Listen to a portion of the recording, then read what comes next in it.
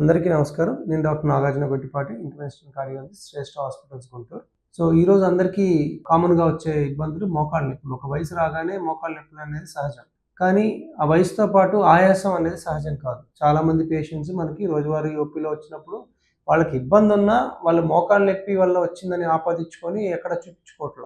So దానివల్ల ఏమవుతుంది, problem తీవ్రత ఎక్కువయ్యి వాళ్ళు ఎముకల డాక్టర్ గారి దగ్గరికెళ్ళినప్పుడు డాక్టర్ గారు చూసి అదేంటి హార్ట్ ప్రాబ్లమ్ ఉందనో, లేకపోతే ఊపిరితిత్తుల ప్రాబ్లమ్ ఉందనో, లేకపోతే జనరల్ మెడికల్ ప్రాబ్లమ్ ఉందని చెప్పో మా దగ్గరికి పంపిస్తారు. అప్పుడు చూస్తే అప్పటికే ప్రాబ్లమ్ తీవ్రత ఎక్కువై ఉంటుంది.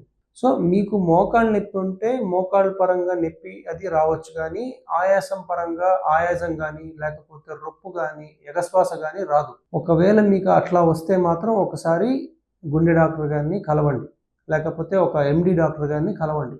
కలిసి ఎందుకు ఆయాసం వస్తుందో దాన్ని మనం కారణం తెలుసుకోవాలి. మనం సహజంగా ఏం చేస్తాం, ఇప్పుడు మనకి ఏదైనా బాడీలో ప్రాబ్లం ఉంటే ఏ ప్రాబ్లం వచ్చినా దీనివల్ల వచ్చిందనేది మనం ఆపాదించేసుకుంటాం. అలా చేసుకోవడం వల్ల మీరు ప్రాబ్లమ్ని నెగ్లెక్ట్ చేయడమే కాకుండా ఆ ఇబ్బంది మనకి నీరు కప్పిన నిప్పులాగా అలానే ఉండిపోతూ ఉంది. మీకు ఒకేసారి సివియర్గా అయినప్పుడు కానీ మీకు సీరియస్నెస్ అర్థం కాదు. సో కాబట్టి మోకాళ్ళ నొప్పులు ఆయాసం రాదు.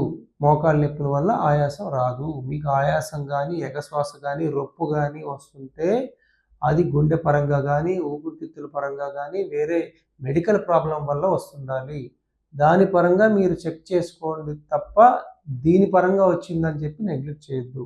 అందరూ ఇది పాటించి వాళ్ళ హెల్త్ని అంతా జాగ్రత్తగా కాపాడుకుంటారని ఆశిస్తూ నమస్కారం.